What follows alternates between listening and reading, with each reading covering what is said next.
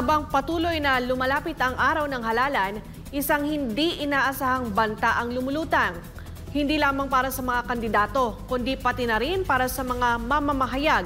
Ayon sa Presidential Task Force on Media Security, ang mga banta at intimidasyon na nararanasan ng mga mamamahayag ay nagiging isang malubhang pagsubok sa kalayaan ng pamamahayag sa bansa at isang malupit na hamon sa demokratikong proseso. Si Carlo Abellana magbabalita.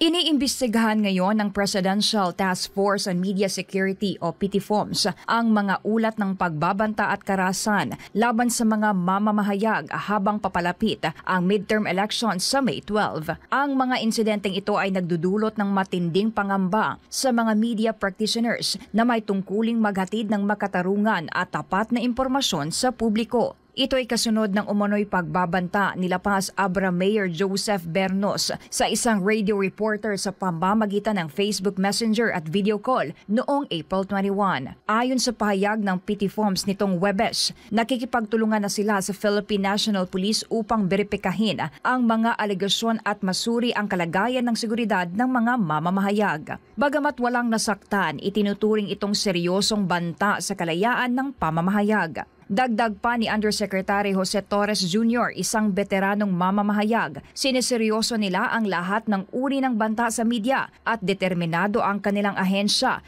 na protektahan ang mga mamamahayag habang ginagampanan nila ang kanilang mahalagang tungkulin sa demokrasya. Hinimok din ni Torres ang lahat ng kandidato sa halalan na magpakita ng respeto at pagpapahalaga sa kalayaan ng pamamahayag na isang pangunahing haligi ng demokrasya. Anya, mahalaga na bigyan ng espasyo ang mga mamamahayag na gampanan ang kanilang tungkulin ng tapat at walang pangamba. Dapat anya ay magkaroon ng isang ligtas at makatarungang kapaligiran kung saan ang mga mamamahayag ay maaaring maghatid ng impormasyon nang hindi natatakot sa anumang uri ng ganti o karahasan mula sa sinumang may kapangyarihan. Muling nanawagan ang PTFOMS para sa responsableng pamamahayag at binigyang diin ang kahalagahan ng etikal na pag-uulat sa gitna ng mga hamon sa kasalukuyang panahon. Samantala, kinundi na rin ng National Press Club ang anumang uri ng pananakot laban sa media. Pinaalalahanan ni NPC President Leonel Abasola ang mga kapwa mamamahayag na mag-ingat sa kanilang pag-uulat